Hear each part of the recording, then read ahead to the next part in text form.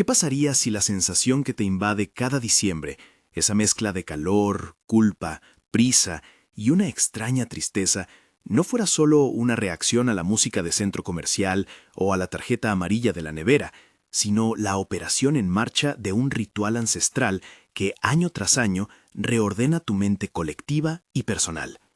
Imagina por un momento que, en vez de ser un mero conjunto de costumbres, la Navidad funciona como una frecuencia. Cada año sintonizas la misma emisora emocional y sin que lo notes del todo, tu cerebro, tus hábitos y hasta tu bolsillo se recalibran en esa onda. Esa es la afirmación central que quiero sostener contigo. La Navidad contemporánea actúa como un ritual estacional que sincroniza millones de corazones y en ese proceso modela experiencias, expectativas y comportamientos. Lo digo con cuidado, no estoy proponiendo una teoría conspirativa ni afirmando intenciones maliciosas detrás de cada villancico. Hablo de mecanismos que funcionan por repetición simbólica, por cohesión emocional colectiva y por la fuerte vinculación entre memoria y emoción. Si estás viendo esto porque algo de lo que se vive en diciembre te resulta familiar, pero te cuesta poner en palabras, quédate. En los próximos minutos voy a mostrarte con matices históricos y herramientas prácticas cómo ese proceso opera y qué puedes hacer para recuperar agencia sobre tu tiempo estacional. Piensa en la última vez que entraste en una tienda donde las luces de colores estaban encendidas. ¿Notaste cómo algo en tu ritmo se aceleró? Tal vez te sorprendiste con ganas de comprar algo que no necesitabas o con una nostalgia que te descolocó. ¿Por qué reaccionamos así? ¿Por qué décadas de repetición transforman símbolos en gatillos? Esa es la pregunta que vamos a explorar. Si una parte de ti ya sospecha de esto, comenta ahora. ¿Qué tradición navideña siempre te pareció rara o te puso incómodo? Me interesa saber tu experiencia. No empezamos en la Biblia, ni en un calendario litúrgico moderno. La historia de las celebraciones de finales de año es larga y está tejida con festividades que anteceden a la Navidad tal como la conocemos. Antes de pasar por nombres y fechas, conviene entender una constelación simple. Muchas culturas celebraron durante milenios lo que hoy llamamos el solsticio de invierno. El solsticio marca uno de esos puntos donde el movimiento aparente del Sol se detiene por unos días. Los antiguos hablaron de una estación inmóvil, y simbólicamente eso siempre ha estado ligado a ciclos de muerte y renacimiento, cese y retorno de la luz. En el mundo romano, por ejemplo, existieron las Saturnalia, celebraciones que incluían banquetes, inversión temporal de roles sociales y liberación de tensiones. En otros lugares del hemisferio norte, los ritos compartían rasgos, hogueras, intercambio de regalos, toque ritual del año que termina y bienvenida a lo que vuelve a nacer. Más tarde, en un contexto distinto, el Imperio Romano oficializó el culto al Sol Invictus, una religión solar que celebraba el retorno de la luz. Algunos historiadores señalan que estas prácticas y calendarios influyeron en la decisión de situar la conmemoración cristiana del nacimiento de Jesús en una fecha cercana al 25 de diciembre. No es una verdad única ni una línea recta, es, en muchos casos, una superposición de calendarios, estrategias pastorales y prácticas populares que convergieron. Lo esencial desde nuestra perspectiva contemporánea no es ganar una discusión sobre fechas, sino reconocer que la Navidad, tal como la octubre-diciembre la hemos heredado, es el resultado de siglos de sincretismo, capas de ritos solares, celebraciones paganas, prácticas comunitarias y más tarde, formas religiosas y comerciales que aprovecharon ese momento del año. Cuando esos elementos se superponen, no solo se combinan símbolos, se crea un patrón ritual que, por repetición anual, actúa sobre la memoria y la emoción colectiva. Hay que insistir en un punto. Llamar a todo esto ritual no significa atribuirle un poder sobrenatural. Ritual aquí quiere decir una tecnología social, una serie de prácticas, símbolos y tiempos que cuando se repiten producen efectos previsibles en las comunidades. Si cada año un pueblo enciende hogueras para ahuyentar la oscuridad, esas hogueras terminan configurando expectativas, estados emocionales compartidos y, eventualmente, hábitos de consumo y de relación que se renuevan automáticamente. Dentro de esa maquinaria simbólica surge una figura que merece atención: el arquetipo de Santa. No me refiero solo al hombre con traje rojo de la publicidad moderna. Hablo del patrón que combina vigilancia moral, juicio y recompensa.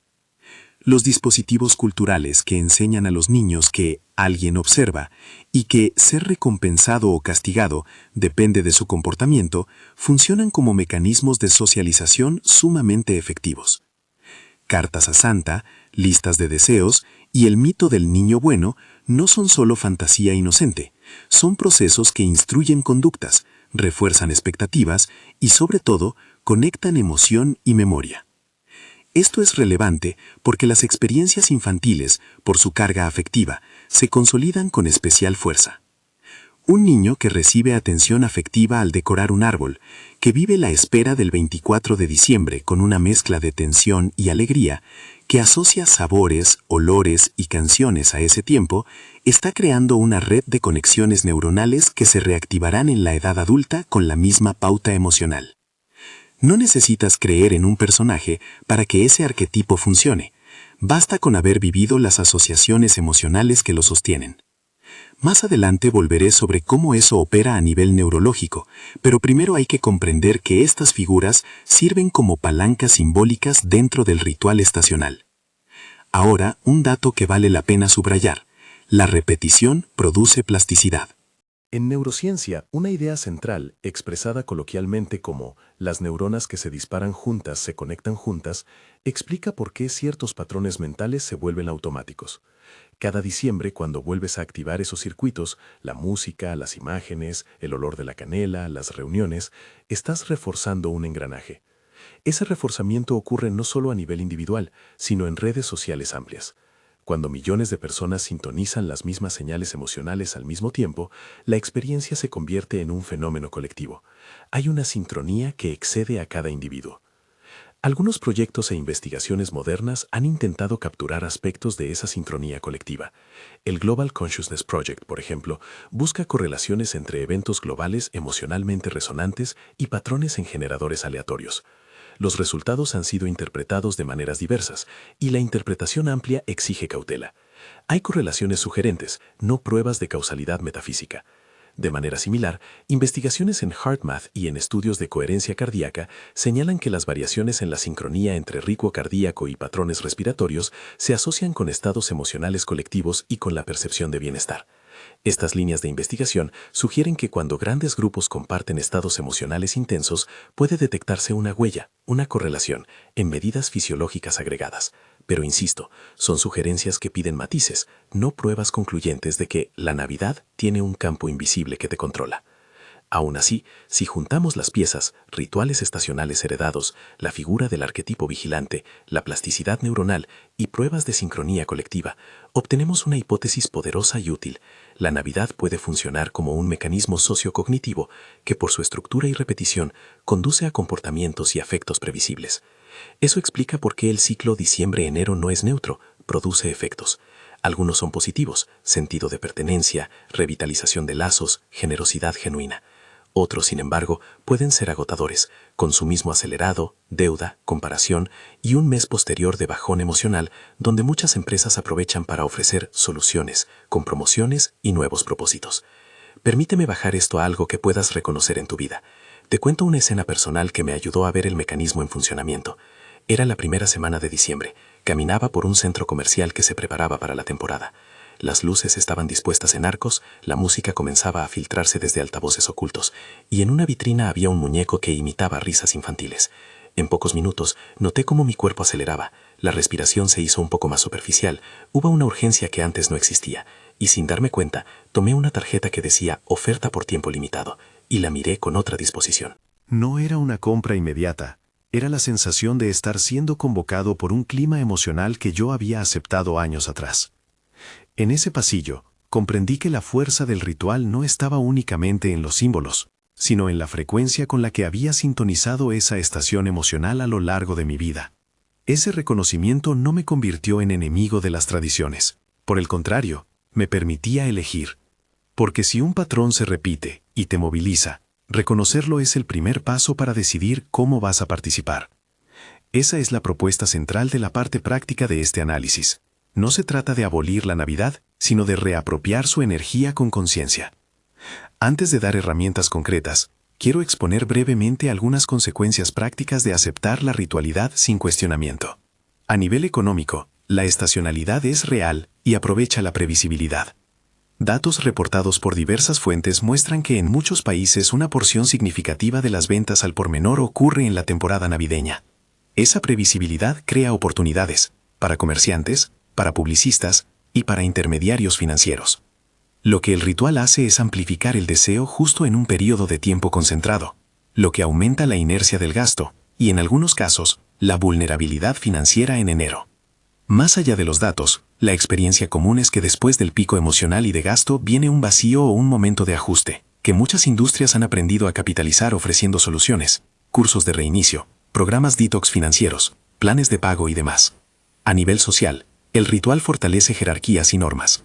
En la familia, por ejemplo, la temporada puede activar expectativas rígidas. ¿Quién debe organizar? ¿Quién debe donar? ¿Quién es responsable de mantener la tradición? Esos roles funcionan como sistemas de retroalimentación, que si no se nombran, se ejercen en automático. Además, la Navidad puede reforzar la dicotomía de bueno, malo, infantil, a través del arquetipo de vigilancia. Compórtate bien y serás recompensado. Descarrílate y merecerás sanción simbólica. Ese mecanismo moldeador tiene efectos duraderos en la forma en que las personas manejan la culpa, la aprobación y la generosidad. Ante ese panorama, ¿qué hacer? Aquí propongo 5 prácticas concretas, claras y aplicables, diseñadas para recuperar agencia sin necesidad de renunciar al disfrute. Son herramientas de conciencia, no fórmulas milagrosas.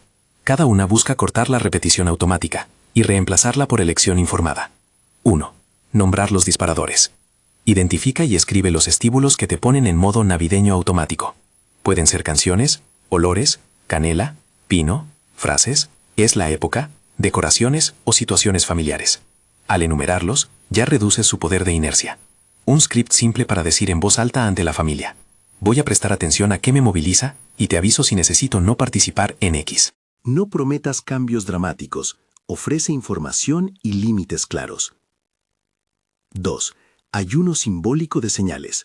Elige un periodo corto, 24-72 horas, donde reduzcas la exposición a los estímulos que identificaste. No se trata de exilio emocional, sino de crear un espacio de desactivación. Durante ese ayuno, evita tiendas con música navideña, silencia playlists temáticas y suspende notificaciones comerciales. Observa qué aparece en tu interior sin la costumbre de fondo. 3. Dar consciente. En lugar del modo compra compulsiva, practica una donación deliberada. Antes de comprar, pregúntate, ¿a quién sirve esto realmente? ¿Qué impacto tendrá? Si decides regalar, elige una cosa con intención y explica la elección con una nota que diga por qué seleccionaste ese obsequio. Esto transforma la acción en ritual con sentido, no en respuesta a una presión emocional colectiva. 4. Chequeo de identidad en el solsticio. En la noche cercana al solsticio o al 25 de diciembre, realiza una breve práctica personal.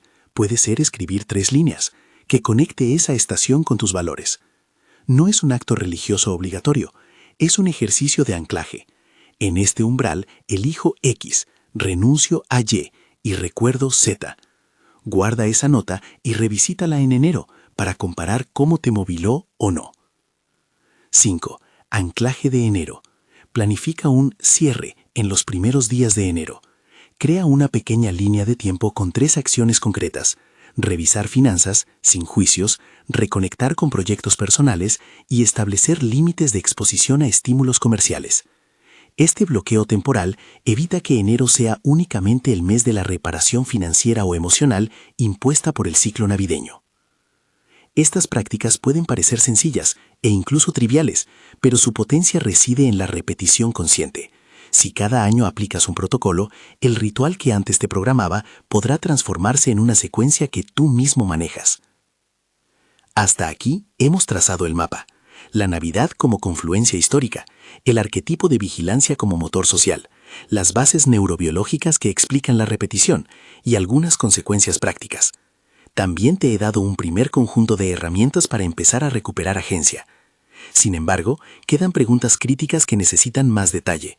¿Cómo funcionan exactamente los procesos de memoria que hacen que una experiencia infantil se reactive con fuerza en la adultez?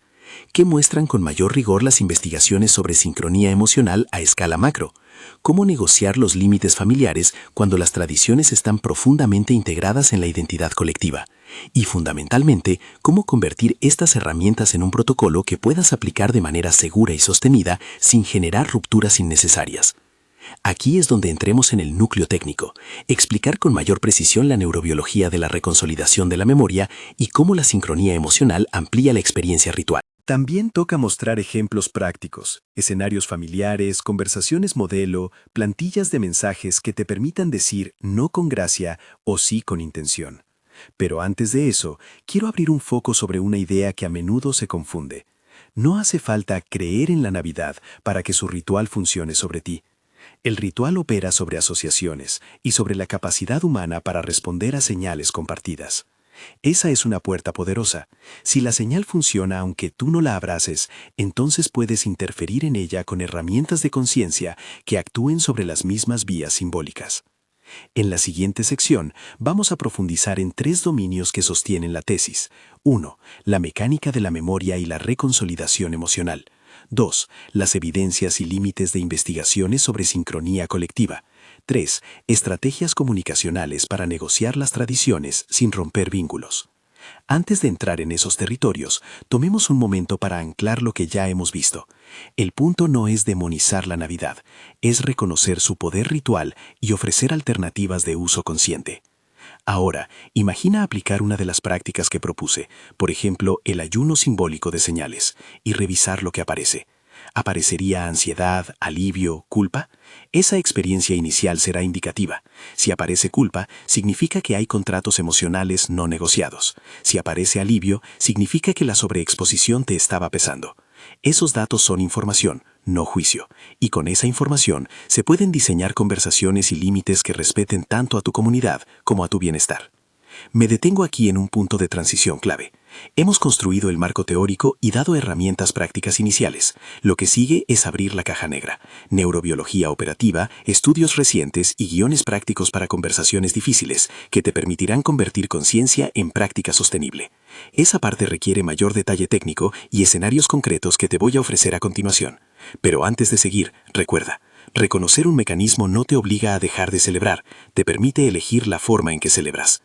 A continuación, vamos a desmenuzar cómo la memoria reconsolidada puede ser intervenida, que muestran con cautela proyectos como HeartMath y el Global Consciousness Project, y cómo armar scripts para decir, este año voy a hacerlo diferente, sin quemar puentes familiares. Esa parte es donde la teoría se vuelve procedimiento. Primero, vamos a mirar con más detalle cómo se forma y se reactiva una memoria cargada de emoción, porque ahí está la rueda que mantiene girando este mecanismo estacional.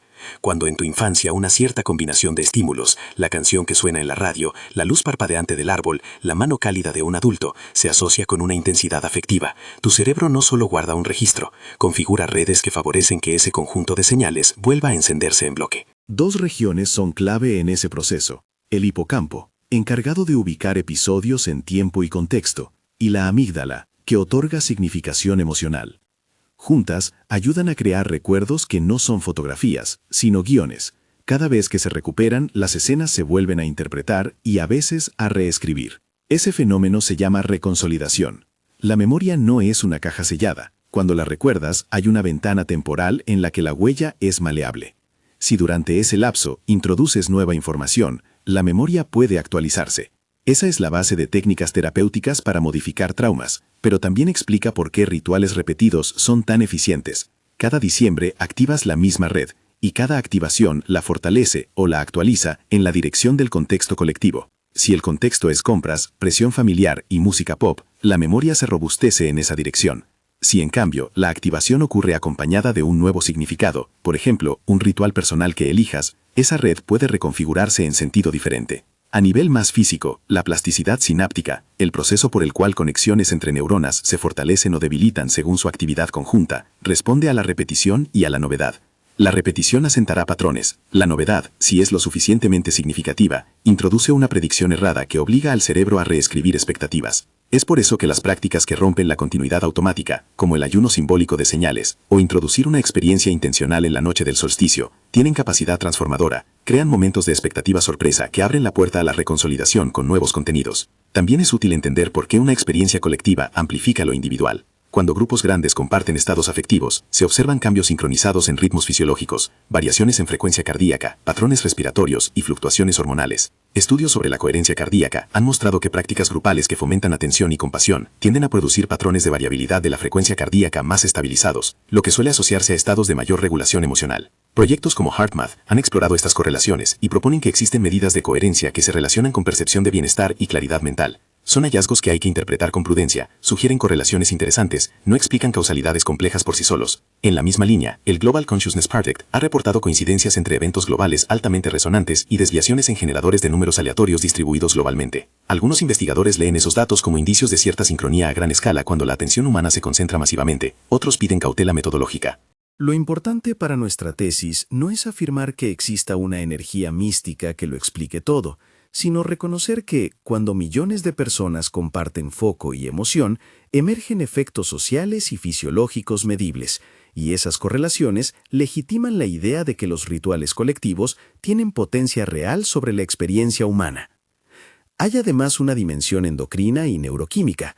La música, la sorpresa y la interacción social liberan dopamina y oxitocina en contextos de recompensa social. La presión social y la comparación activan respuestas de estrés con cortisol elevado. Esa mezcla refuerza circuitos que hacen que busques repetición. La anticipación del evento estimula recompensa. La comparación y la ansiedad posterior alimentan búsqueda de alivio, y muchas veces esto se traduce en comprar, planear resoluciones o absorber promesas de reinicio que llegan en enero. Entonces, ¿qué podemos hacer con esta información concreta?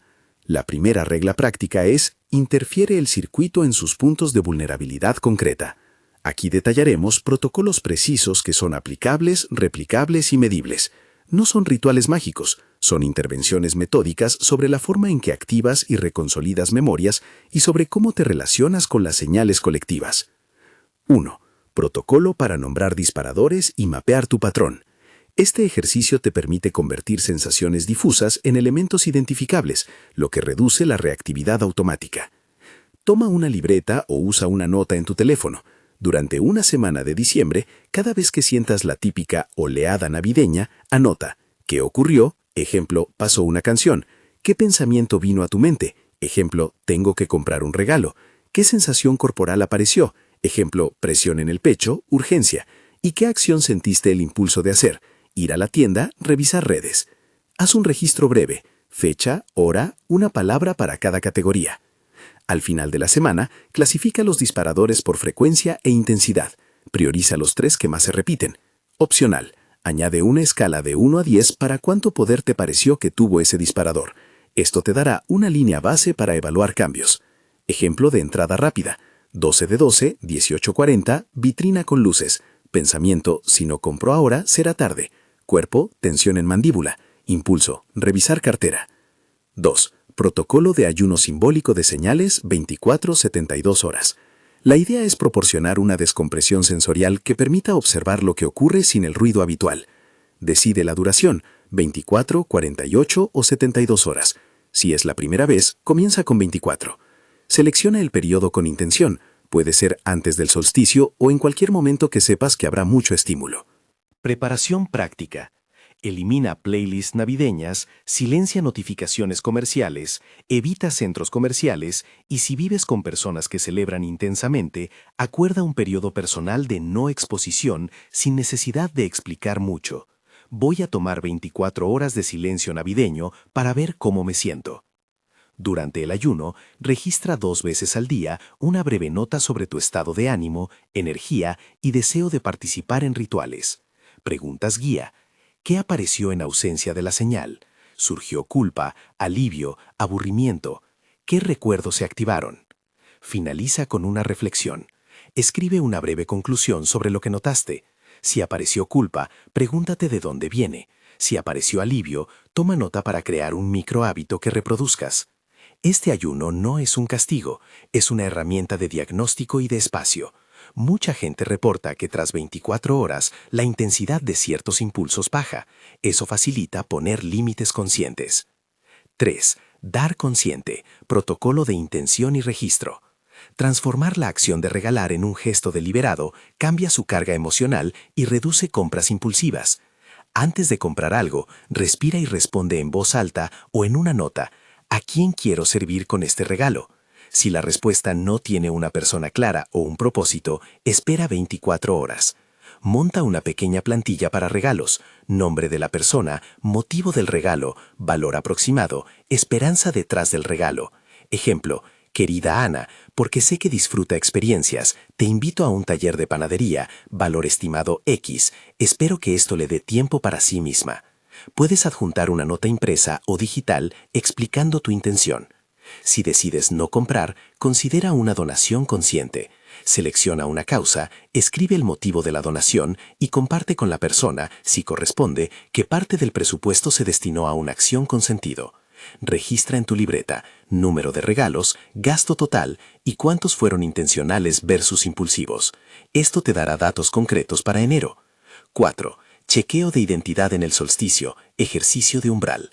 Diseña una micropráctica que te conecte con valores, no con deberes.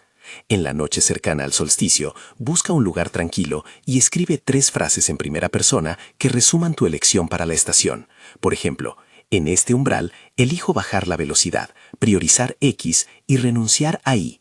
Sé específico. En lugar de ser más amable, escribe, cada domingo llamo a mi madre 20 minutos y no hablo de regalos. Guarda esa nota en un sobre o en una carpeta digital marcada solsticio. Comprométete a revisarla el 7 de enero y registrar si cumpliste. Si te resulta útil, acompaña la escritura con una pequeña acción simbólica. Encender una vela, regalarte una fruta especial, plantar una semilla. Que sea breve y significativo. Anclaje de enero. Plan de cierre en 3 pasos. El objetivo es que enero deje de ser solo reparación reactiva y se convierta en consolidación deliberada. Día 1. Revisión financiera sin juicios. Anota gastos de diciembre, identifica deudas que necesitan atención y prioriza 3 acciones concretas: llamar a un banco, establecer un plan de pagos, ajustar presupuesto. Limita esta tarea a una sesión de 60-90 minutos para evitar rumia. Día 3. Reconexión con proyectos personales. Escribe 3 proyectos que quieres priorizar en el trimestre y un paso mínimo por proyecto que puedas cumplir en enero. Día 7. Establece límites de exposición comercial. Elimina suscripciones de promoción. Ajusta algoritmos. Deja de seguir páginas que te presionan. Y crea un modo enero que limite compras impulsivas. Mantén una pequeña lista de compras esenciales y espera 48 horas antes de hacer compras no planificadas. Implementar estas 5 prácticas de modo sistemático transforma la pasividad en proceso, pero para que no queden en teoría, conviene seguir una microexperimentación que te permita medir impacto. Diseño simple de autoexperimento, 7-21 días. Línea de base, 3-7 días antes. Usa la hoja de disparadores para medir cuántas veces por día sientes la oleada navideña, la intensidad media y cuánto gastas. Intervención, 7-14 días. Aplica el ayuno simbólico, un chequeo de identidad y al menos una donación consciente. Continúa registrando con las mismas métricas. Evaluación, 3 días luego. Compara frecuencia e intensidad de disparadores, gasto y sensación general de control. Nota cambios no para certificar éxito absoluto, sino para tener datos personales que orienten adaptaciones. Ahora, algunas frases y scripts que puedes usar en conversaciones familiares para evitar malentendidos. Son modelos, no plantillas rígidas. Adáptalos a tu tono y contexto. La clave es ser claro, compasivo y propositivo. Para anunciar un ayuno personal. Este año voy a hacer un pequeño experimento personal. Quiero probar cómo me siento si reduzco mi exposición a las señales de compra por 48 horas. No cambia lo que haces, solo te aviso para que no te preocupes si no me ves en X actividad. Para poner límites en tareas. Me encanta compartir la cena, pero en la organización prefiero no encargarme de X. ¿Podemos dividir las tareas así? Para proponer alternativas al intercambio de regalos. Este año me gustaría que, en lugar de intercambiar regalos, destinemos X del presupuesto a una actividad juntos o a una donación en nombre de la familia. ¿Qué opinan? Para explicar un regalo consciente. Te traje esto porque recuerdo que hace un año dijiste que querías aprender X. Pensé que esto podría acompañarte en esa intención. Rehusar sin romper puentes suele funcionar mejor cuando ofreces sustitutos afectivos, presencia, tiempo, experiencia compartida. Es útil también anticipar objeciones comunes y preparar respuestas cortas. Ejemplos. Pero siempre lo hemos hecho así. Lo sé y lo valoro. Este año quiero probar una pequeña variación para ver cómo nos hace sentir. Si no funciona, lo hablamos. ¿No te gusta la Navidad? Me gusta la gente y las reuniones. Lo que quiero revisar es cómo participo en la parte comercial y el ritmo que me exige. ¿Por qué tan radical? No se trata de ser radical, se trata de hacer pequeños experimentos para elegir conscientemente. Quiero ilustrar cómo pueden funcionar estas prácticas con 2 casos ficticios pero verosímiles, para que veas aplicaciones concretas. Mariana, 34 años, profesora. Siempre sentía un bajón en enero y estrés por las expectativas económicas. Hizo el mapeo de disparadores y descubrió que la música en el trabajo y los almuerzos familiares la activaban más que las compras. Probó un ayuno simbólico de 48 horas y por primera vez notó que su necesidad de comprar regalos para completar bajó. Implementó dar consciente. En lugar de 5 regalos, eligió uno significativo por persona y destinó parte del presupuesto a una clase anual para su hermana.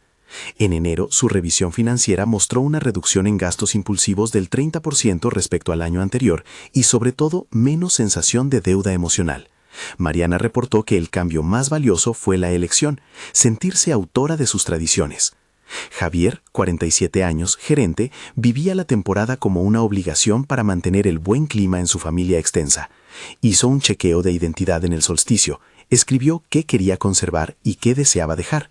Comunicó a su familia un pacto. Él asumía la comida del 24, pero delegaba la compra y la decoración, con 2 condiciones: mantener el presupuesto y limitar el tiempo de compra online. Preparó scripts y ofreció alternativas, un juego de mesa familiar en vez de intercambio masivo. Hubo resistencia al principio, pero el acuerdo redujo su carga y forzó conversaciones sobre expectativas que antes nunca se habían verbalizado. En enero, Javier notó menos resentimiento y una sensación de control sobre cómo la familia transformaba la tradición. Ambos casos muestran algo que quiero enfatizar. Los cambios que perduran no son los actos heroicos de un día, sino las microdecisiones repetidas y la comunicación honesta. Hay también trampas y límites que conviene reconocer. Algunas tradiciones están profundamente ancladas en identidades colectivas y familiares. Forzar una ruptura abrupta puede generar conflicto, por eso la estrategia no es imponer una nueva forma, sino proponer experimentos y límites con empatía. Otra trampa es la perfección ritual. Intentar ejecutar cada práctica sin flexibilidad puede convertir la intervención en otra fuente de estrés. La regla útil es la de 2 grados de libertad. Date permiso para adaptar y pon un límite de tiempo para evaluar, por ejemplo, 1 año. En cuanto a la dimensión social más amplia, entender que la ritualidad siempre coexistirá con intereses económicos y con prácticas legítimas de celebración ayuda a no polarizar la experiencia. No se trata de una lucha entre buenos y malos, sino de reconocer patrones, influencias y optar por cómo te posicionas frente a ellos. Ese desplazamiento de víctima a agente es el núcleo del empoderamiento que propone este análisis.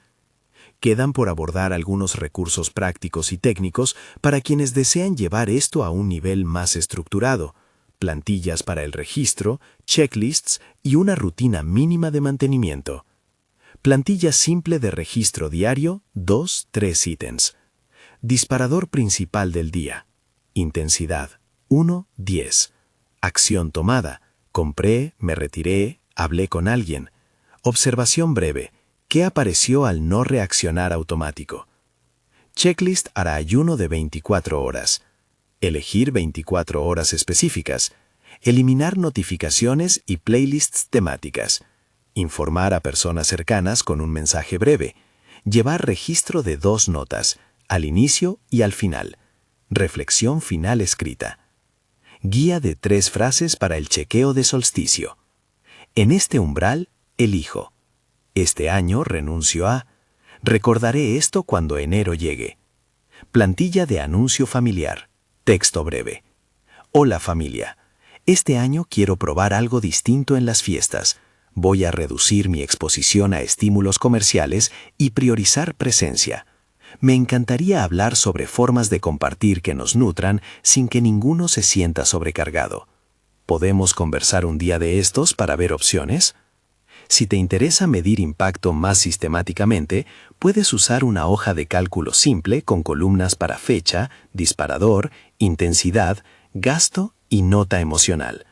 Revisar semanalmente te permitirá ver patrones y ajustar intervenciones. Ahora un par de respuestas a preguntas que probablemente te surjan.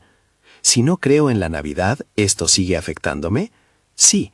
La ritualidad opera por asociaciones y por señales compartidas. La creencia intencional no es condición necesaria para que te movilices. Por eso las prácticas de agencia son valiosas tanto para creyentes como para quienes no lo son. ¿Voy a incomodar a mi familia si cambio la forma? Posiblemente. Cambiar dinámica siempre provoca reacciones. Puedes minimizar fricciones comunicando con empatía, proponiendo alternativas y sobre todo aceptando que algunas resistencias son parte del proceso. ¿Esto garantiza que no gastaré de más? No hay garantías. Lo que sí obtendrás es mayor claridad y herramientas para reducir la reactividad y aumentar las decisiones deliberadas. Antes de cerrar, vale la pena traer de nuevo la metáfora que hemos usado desde el inicio, la Navidad como frecuencia.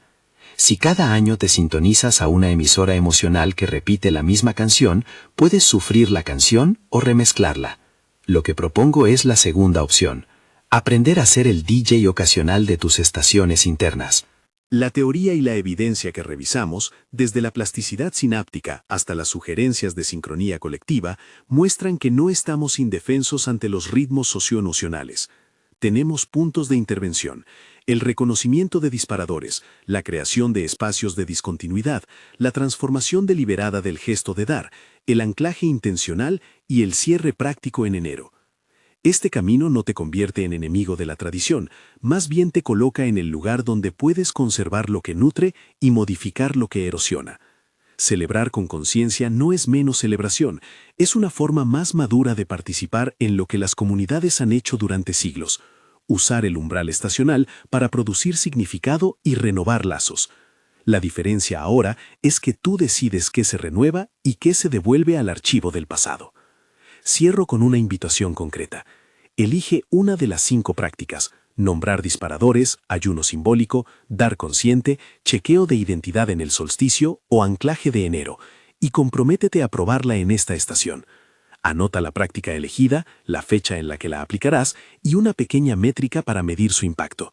Por ejemplo, número de veces que sentiste el impulso de comprar sin planificar, gasto total en diciembre o intensidad media de ansiedad en una escala del 1 al 10. Dentro de 2 semanas, revisa tus notas y decide si mantienes, adaptas o abandonas la práctica. Si este análisis te abrió una ventana y quieres seguir profundizando en cómo recuperar agencia sobre las estaciones simbólicas que marcan nuestras vidas, suscríbete y comparte tus experiencias en los comentarios. ¿Qué tradición navideña siempre te pareció rara o te moviliza sin que lo quieras? Tu testimonio puede ayudar a otros a diseñar su propio experimento consciente.